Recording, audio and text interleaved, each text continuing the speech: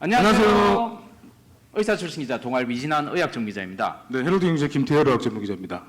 네, 자 2021 최장화 분야 최고 명의 우리 서울대병원 장진인 교수님과 1탄을 통해서 이야기를 했는데 워낙 조회수도 많이 나오고 사람 댓글을 많이 남겨서 2탄을 또 준비해봤습니다. 옆에 장진영 교수님을 모셨습니다. 안녕하십니까. 안녕하세요. 교수님 워낙 바쁘신 분이라 저희들 정말 어렵게 모셨습니다. 우리 장진영 교수님은 국내 최다 로봇 췌장 수술 1인자이고요.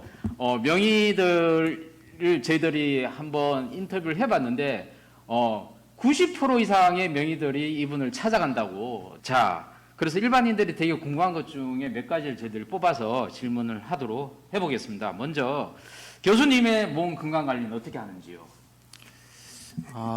사실 자랑스럽게 얘기할 정도로 몸 건강 관리를 이렇게 잘한다고 얘기할 수 없긴 하는데요. 제가 보통 새벽 4시에 잠을 깨거든요. 4시에 깨면 조금씩 좀 짧아지고 있긴 한데요. 일어나는 시간이 한 4-5시에 일어나서 병원에 온 거는 한 10년 이상 됐습니다. 와, 그거 쉽지 않은데 어떻게 그 잠이 깨는군요. 원래 그렇습니까? 근데 원래 수면 한 8시간 이상은 해야 되는 거 아니에요? 건강한 거 아닌가요? 근데 그렇게는 못 자는 것 같고요. 대충 한 6시간쯤 자고 4-5시에 출근해서 병원에 오면 이제 중요한 이메일 같은 거 체크한 다음에 제일 먼저 달려나가는 게 테니스장이거든요. 6시쯤. 테니스. 6시쯤 테니스장. 네. 병원에 마침 테니스장이 있어서요. 네네. 테니스장에 가서 이제 거기 같은 새벽 운동조가 있었어요. 거기 우리 그때 인터뷰했던 서경석 교수님 간암 테니스 엄청 요가라 그러셨던데. 네네. 같이 치시나 봐요. 그러실 것 같아요. 같이도 치고요. 선생님 원래 옛날에 학생 때 선수까지 하시고. 선수였고요. 저는 테니스를 시작한 지 한 5년 남짓 됐어요. 이게 이제 나이도 조금씩 들어가고 그러니까 신체 활동이 저하되고 그러니까 활력도 떨어지는 것 같고 그래서 병원에서 시간을 많이 소비하지 않으면서 운동할 수 있는 걸 그러다 보니까 테니스가 매력적인 것 같아서 해봤는데 경기가 재미도 있고요. 그다음에 뛰는 유산소 운동도 되고 마침 저희 그 병원 앞에 이제 테니스장이 같이 있기 때문에 붙어 있으니까 좀 가능한 것 같고요. 그래서 또 스트레스도 풀 수 있는 그런 것들이 돼서 저한테는 아주 좋은 것 같습니다. 그다음에 이제 저희가 수술이 워낙 길거든요. 짧을 때는 한 2-3시간짜리 수술도 있지만 대부분은 5시간, 6시간, 길게는 8시간 이상의 수술을 하기 때문에 근골격계에 항상 스트레스가 오는 수밖에 없어요. 그래서 이제 그런 것들을 풀기 위해서 이제 최근에는 요가나 이제 필라테스 같은 걸 통해서 긴장된 근육을 좀 풀기 위해서 좀 노력을 좀 많이 하는 편입니다. 자, 테니스만 하시는 게 아니라 요가와 필라테스까지 같이 하신다고 합니다. 역시 몸을 뭔가 계속 움직여줘야지만 나이가 들수록 몸을 움직여줘야지만 고장이 덜 난다고 저는 생각이 됩니다. 자, 저희가 보통 보면은 간암도 보면은 간염에서 간경화에서 간염으로 가고 간경화 이런 식으로 다 간암으로 발전하지 않습니까? 췌장암도 그 전 단계가 췌장염이 있나요? 췌장염은 어떤 증상이고 어떤 경우에 좀 많이 생기는 건지. 췌장염이 이제 췌장암을 유발하는 전구병변으로 가장 잘 알려져 있는 질환 중에 하나입니다. 물론 이제 동양하고 서양에서 생기는 췌장염이 조금 다르고요. 이 췌장염에서도 이제 유전성 췌장염 같은 게 있으면 그런 경우에는 췌장염이 몇십 배 많이 생긴다고 알려져 있습니다. 다행히 우리나라는 이제 그런 유전성 췌장염이 그렇게 흔하지는 않고요. 대부분 이제 술을 많이 드셔서 생기는 경우가 우리나라는 좀 흔하죠. 그래서 술을 많이 먹더라도 어쨌든 알코올이 췌장을 나쁘게 하는 가장 잘 알려진 음식이고요. 그런 걸 알코올 드시면서 되게 이제 고지방, 고탄수화물 이런 것들을 또 많이 드시잖아요. 이제 그런 것들이 또 보통 식이 습관 중에서는 췌장암을 유발하는 좀 안 좋은 걸로 돼 있긴 합니다. 물론 위험도로 따지면 2배가 되진 않고 한 1.5배 정도 되긴 해서 아주 높진 않지만 이제 술도 먹고 그런 고지방 계속 드시고 고탄수화물 계속 드시고 이런다 그러면 아무래도 그렇지 않은 균형 잡힌 식사를 하시는 분에 비해서는 좋지 않을 거로 생각했어요. 그런 식사는 췌장암뿐만 아니라 여러 질환에서도 마찬가지로 좋지 않은 음식으로 섞이기 때문에 물론 완전히 끊을 수는 없는 거고 하지만 적절하게 조절하면서 드시는 것이 좋을 것 같습니다. 교수님, 그 췌장암을 좀 예방할 수 있는 뭐 아까 음식을 사실 물어보려고 했었는데 오히려 이제 그런 지방식을 피하고 뭐 술을 좀 절제하고 뭐 네. 그런 거를 얘기하셨어요. 네. 이 외에 좀 걱정되는 분들의 경우 췌장이 난 좀 약해. 뭐 아까 췌장염 잘 걸려. 그러면 특히 저 췌장을 좀 건강하기 위해서 좀 특별한 뭐 음식이 있을까요? 글쎄 뭐 현재까지 밝혀져 있는 아주 특별한 음식은 없고요. 보통 없습니까? 암을 예방하기 위해서 흔히들 추천하는 이제 신선한 야채, 뭐 네. 과일 같은 그런 음식과 함께 네. 육류도 적당히 드시는 걸 갖다 저희는 추천하거든요. 특히 췌장암 환자 중에서도 회복하는 와중에 육류를 하나도 안 드시는 분이 있어요. 근데 그건 좀 안 좋은 겁니까? 이렇게 수술하고 네네. 항암 치료하는 동안에 단백질이 많이 깨지거든요. 네네. 소모가 많이 되고 또 단백질이 몸에서 그 여러 가지 그 항체를 포함해서 네네. 세포들 갖다 재생하는데 매우 중요한 역할을 하는데 음. 치료의 입장에서 보면 그런 단백질을 적절히 잘 보충해 주시는 게 되게 중요해요. 다만 이제 예방하는데 그런 고기를 너무 많이 먹지 말라는 얘기 때문에 네네. 치료자까지도 치료하시는 분까지도 하나도 안 드시는 분이 있는데 그거는 네. 이제 좀 지양해야 될 거라고 네. 생각합니다. 그래서 평상시에 특정 음식만 먹고 뭐 안 먹고 한다고 병이 안 생기는 건 아니라고 저는 생각하고요. 네. 즐겁게 드시되 다만 골고루 된 이제 식단과 함께 음주는 최대한 자제하시는 게 췌장을 예방해서는 가장 적절한 방법이 아닐까 생각이 듭니다. 흡연은 어떻습니까? 흡연도 매우 나쁘죠. 왜 흡연은 나쁩니까? 흡연은 이제 췌장암을 유발하는 위험 인자 중에서 해저드 레이쇼라고 하는 위험 인도가 2까지는 안 되지만 네네. 이렇게 저희가 이제 기호 식품 내지는 자기가 하는 습관으로 하는 것 중에서 가장 위험도가 술과 함께 나쁜 걸로 돼 있어서 흡연이 가장 뭐 어떤 암이든지 간에 가장 근데 나쁘죠. 뭐 모든 암이 적이죠. 그래서 담배는 끊으시는 게 좋겠습니다. 네네. 우리 두 분은 담배 피는 걸 알고 있는데 언제 끊을 예정입니까? 저는 담배 끊은 지는 이제 15년 됐고요. 아, 끊었습니까? 네. 아, 우리 옆에 그 김태우. 근데 저도 뭐 피웠지만 이제 끊었죠. 아, 끊었습니다. 어저께요? 아까 핀 걸 봤는데 네, 끊었다고 합니다. 예, 제가 그- 언제까지 끊는지 그- 제가 지켜보도록 하겠습니다. 담배는 끊는 게 아니라 참는 겁니다. 네. 아, 참는 그래서 겁니까? 참고 있습니다. 계속. 알겠습니다.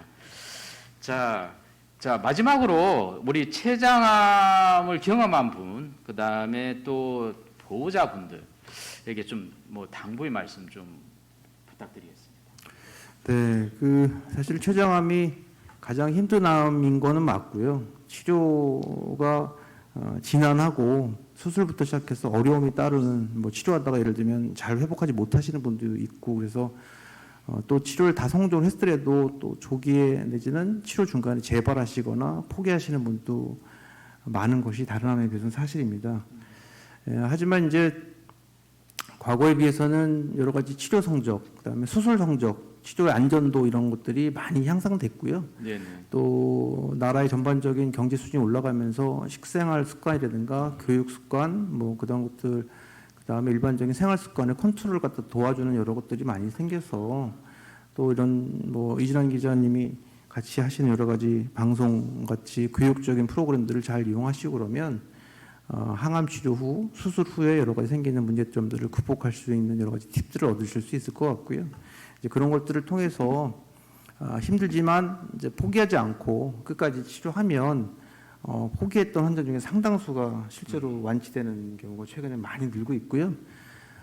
심지어는 이제 전이가 되는 순간에 이제 한 10년 전만 해도 외래 오시면 6개월밖에 못 사시니까 항암 치료를 하든 말든 뭐 6개월 사시든지 많이 살아야 1년 남짓 사시니까 편하실 대로 드시고 싶은 거 드시고 여행 다니고 싶은 거 하시라고 말했을 때가 불과 10년 전이에요. 아, 그렇군요. 근데 최근에는 이제 전이가 있더라도 아주 심한 전이가 아니라 그러면 적극적인 치료 후에 이 전이를 갖다 컨트롤하고 또 전이된 부분과 온발 병소를 같이 조절하는 치료 수술과 뭐 다른 병합 치료를 하면 완치를 기대하는 환자들이 점점 늘고 있습니다.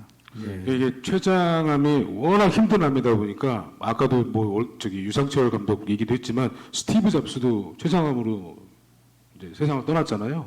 네. 스티브 잡스도 그 돈 많은 분도 이렇게 온갖 치료를 다 하다가 나중에는 민간요법 비슷하게 했다는 얘기를 제가 얼핏 들었는데 저희 주변에도 보면은 그 마지막에는 이제 막 여러 가지 민간요법 뭐 예를 들어서 제가 아는 분도 그 뭐 강원도 산골 가가지고 뭐 여러 가지 약초나 뭐 이런 것도 그런 걸로 막 하시는 분도 제가 봤거든요. 그래서 그런 사례들이 꽤 많은 것 같아요.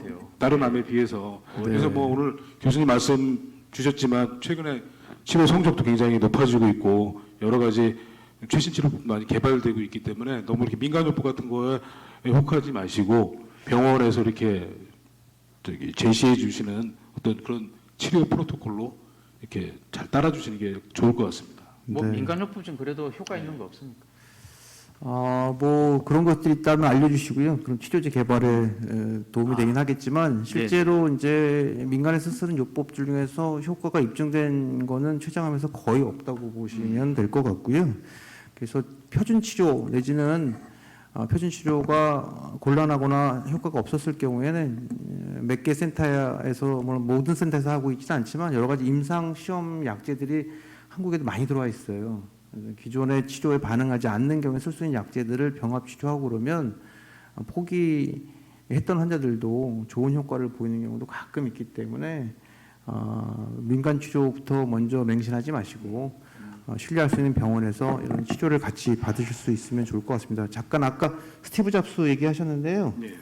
스티브 잡스는 이제 췌장암 중에서 췌간선암이 아닌 보통 흔히 가장 나쁜 예후를 갖고 있는 췌장암 중에 췌간선암이 아닌 신경 내분비 종양이었습니다. 네네.